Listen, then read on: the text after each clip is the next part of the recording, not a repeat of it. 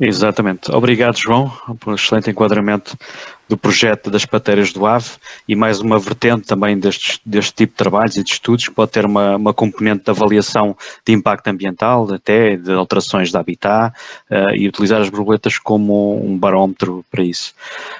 Pronto, entretanto chegamos ao fim das nossas apresentações. Vamos abrir agora, eu creio que o João Tomás eu tinha pedido se ele fazia o favor de ir agrupando algum tipo de perguntas que possam ter surgido no chat, já que eu estava aqui ocupado a ligar e desligar microfones, a aceitar pessoas a entrar. Não sei, João, conseguiste reunir algumas perguntas no chat, entretanto, se quiserem podem ainda colocar, temos um bocadinho para discutir essas questões.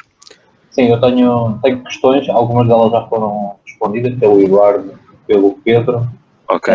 A primeira tinha a ver com a distância a que deve estar a lâmpada e outra fonte luminosa numa varanda. Isto foi o João Tiago Tavares que perguntou, o Eduardo já respondeu. Não sei se querem falar do tema. Se calhar, se o Eduardo quiser, porque eu não sei exatamente o que é que ele disse, tinha que ler, é mais fácil ser o Eduardo a responder diretamente. Acho que não tem som, Eduardo. Acho que estás sem som, Eduardo.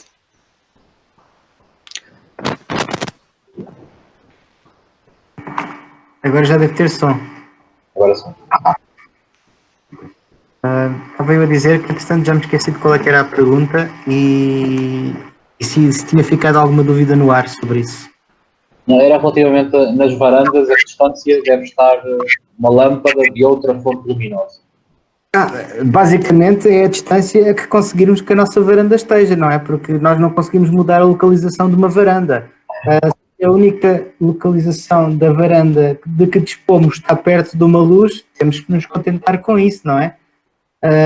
Mas idealmente, quanto mais distante de uma fonte luminosa, quanto menos competição houver entre duas luzes, melhor.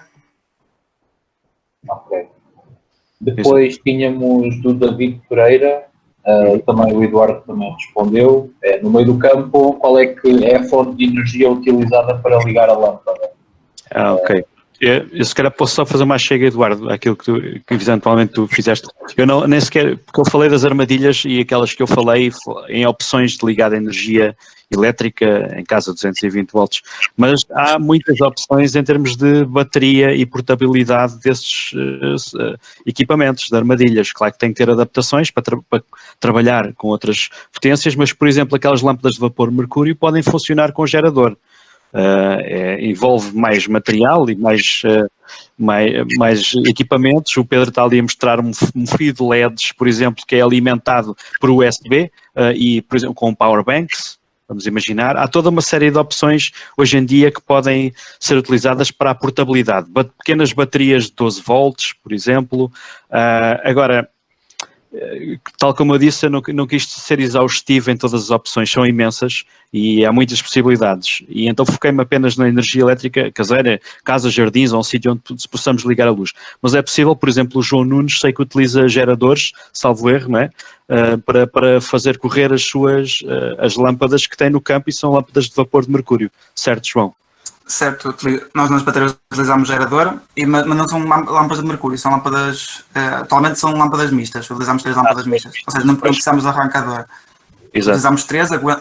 Utilizamos 3 de 160 watts e o gerador aguenta e é isso que fazemos.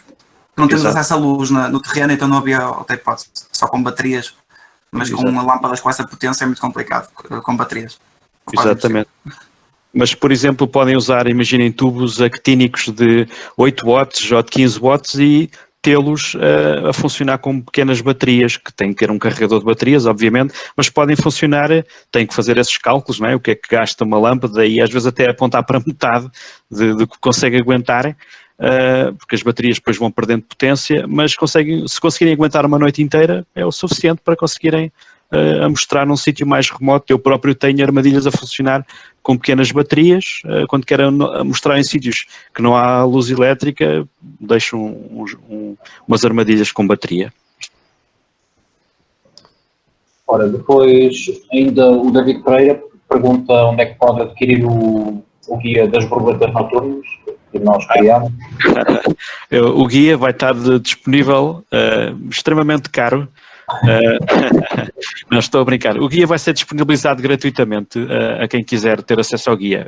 O objetivo era esse mesmo, era disponibilizar. Foi um excelente trabalho que a Ana Valadares fez de compilação, com as fotos que se calhar muitos de nós conhecem do grupo de Facebook do Lepidoptera e que tanto nos encantam ao longo destes anos. E ela, pronto, ficou-se a agrupar as espécies e fazermos aquele guia que achamos que pode ser interessante para quem está a iniciar. E vamos disponibilizá-lo eventualmente para descarregar no Lusoborboletas, no site, vamos tentar ter essa funcionalidade lá. Quem quiser também pode enviar um mail para redeborboletas@gmail e eu faço chegar o guia por PDF, que não seja por falta do guia que vão começar, portanto, estão à vontade. Olha, voltamos só ao tema das lâmpadas. Apareceu aqui uma dúvida do Rui Ferreira, que tem a ver com as lâmpadas LED, não são boas para atrair as borboletas. A pergunta se é verdade. Que não são boas? Sim, não são boas, não são muito boas. Eu não sei, olha, se calhar vou dar a oportunidade ao Pedro Pires, já que tem lâmpadas LED e estava a mostrá-las, para responder, para não ser só eu a responder. Força, Pedro. Eu por acaso tenho experimentado bastante e tenho experimentado não só aqui no Reino Unido, como estive no Chipre e experimentei no Chipre, só usei os LEDs e logicamente tive bons resultados, mas temos que pensar que eu estava num sítio completamente isolado, no meio do campo, em que não havia nenhuma interferência de outras luzes de casas ou da rua e, portanto, naquela circunstância que não tens mais luzes de lado nenhum, um LED como este no meio do campo vai atrair tudo o que estiver ali à volta. Portanto, se calhar não atrai tanto como uma luz de 160, logicamente, não é? Mas também é porque a luz de 160 vai estar a iluminar muito do teu campo de visão. Portanto, tu vais conseguir ver com aquela luz de 160. Enquanto os LEDs estão a emitir a luz negra, que a maior parte dos LEDs é luz negra, e tu não consegues ver aquele campo que está a emitir, não é? E vês só um bocado a luz azulada, mas não vês o campo à volta. Então há muita coisa que está ali a voar, tu vais ter que acabar por andar com uma lanternazita a ver no chão o que é que anda por ali, porque às vezes há muitas coisas que estão só à volta da armadilha, não estão propriamente na lâmpada. Há muitas espécies que fazem isto. Não vêm à lâmpada exatamente. Estão ali nas bordinhas, nas ervinhas, nos arbustos, e convém ir com uma lanternazita e dar uma voltita de vez em quando a ver o que é que anda ali. E umas caixinhas no bolso, porque já sabe como é que tem que se pôr no bolso. Por isso, dizer que elas não são boas, não são tão boas, logicamente, mas tem a ver então com este aspecto de estar num sítio que realmente é muito escuro, ou menos escuro, não é? Que tem interferências, e logicamente qual é a portabilidade que tu tens em transportar uma lâmpada que é de LEDs e que te levas uma bateriazita ou um power bank e que pode ligar durante algumas horas, e logicamente não tens a possibilidade de ter um gerador que podes logicamente ligar por mais tempo com luzes mais fortes. Portanto, tem a ver com a tua disponibilidade. Se estiveres em casa, se calhar eu recomendava talvez, depende dos vizinhos, mas se calhar uma 160 era bom, mas se tiveres vizinhos que são chatos e que não gostam, mete umas actínicas então, pronto, que as actínicas são aqueles tubos maiores que podem ser granditos e pronto, podes ter luz negra, mas também podes ter as normais UVs, que são mais usadas. Isto também é um tema que também se pode depois falar ou tentar pôr um bocado a definição de tipo de luzes que se podem usar nas armadilhas, não é? Em quais intensidades e quais as frequências e etc e tal. Mas pronto, penso que é isso, acho que é uma opção. Só queria fazer a ressalva, Pedro, só para complementar, pode haver pessoas que não sabem exatamente, mas os LEDs têm que ser UV, ok? Não é qualquer LED, pronto, só refazer essa ressalva, porque sim, um LED normal não vai atrair, mas tem que ter, emitir UV, ok? Pronto. Ok, então. Desculpa. As borboletas são mais sensíveis de facto à radiação UV, mas também o são às outras radiações, e os LEDs que têm mais sucesso até têm uma combinação de LED UV, como o Pedro está a mostrar, e outros comprimentos de onda, porque também nem todas as espécies têm a mesma sensibilidade, e há umas que vêm mais a luzes mais fortes do que outras que são mais sensíveis a luzes mais fracas, ou porque a luz tem este duplo efeito, que na verdade não é atração, mas é confusão, mas é que alguns comprimentos de onda exercem numa primeira fase uma atração, mas depois, como as luzes são demasiado potentes, as borboletas acabam por se afastar da luz, enquanto às vezes luzes mais fracas acabam por reter essas espécies que são mais sensíveis no campo da armadilha. Por isso é que às vezes as luzes de LED ou as actínicas retêm algumas espécies de borboletas que as outras mais fortes, como as de vapor de mercúrio, não fazem. Isso há que terem atenção depois na monitorização, e é por isso que é tão importante manter o mesmo protocolo ao longo de todo o período de funcionamento da estação de observação de borboletas. Ter sempre o mesmo tipo de luz, talvez no mesmo sistema de atração e de retenção das borboletas, para assim garantir uma uniformidade dos dados. Porque é isso que é importante. Nem é tanto se aparecem muitas borboletas ou poucas borboletas, é garantir que existe uma constância do fornecimento de dados ao longo do tempo para podermos fazer as comparações. Ok, João, tens mais algo? Próxima. A Marta Pereira pergunta se as borboletas ficam na armadilha e não voam até ao final da noite. Ou seja, se elas podem sair da caixa durante a noite. Se entram e depois podem sair. Pode acontecer, claro. As borboletas continuam a movimentar-se. Por isso é que há os sistemas de retenção da caixa tentam ser o mais eficazes possível, né? E as caixas de ovos também fazem com que as borboletas vão repousar na caixa e pousam e escondem-se e ficam mais quietas. Mas sim, há fugas. Já, por exemplo, imaginem quando o dia nasce, pode haver uma maior propensão ao nascer do dia para movimentação de borboletas. Imagina que o sol começa a incidir na caixa ou assim, isso pode ser meio caminho andado para algumas borboletas conseguirem voar e fugir da caixa, ok? Sim, claro que há borboletas que fogem, há algumas que vão visitar a armadilha e não ficam, e seguem caminho. Às vezes o ficar junto de uma armadilha, de um lençol, acaba por ser mais frutífero nesse aspecto, porque conseguimos controlar o que é que chega e o que é que vai logo, mas tem o preço a pagar de ficar ao pé da armadilha a noite inteira, não é? Portanto, temos de ter aqui um balanço, um contrabalanço do tempo investido, sacrifício pessoal e resultados obtidos. Por isso é que ter assim uma armadilha que consiga uma boa taxa de retenção das borboletas é o ideal, não é? Sim, sim. E ter as tais caixas de ovos à volta da armadilha ajuda muito a manter as borboletas ali próximas da caixa. Okay. Ainda que fora. E temos ainda duas perguntas relacionadas com o iNaturalist, do Carlos Franquinho.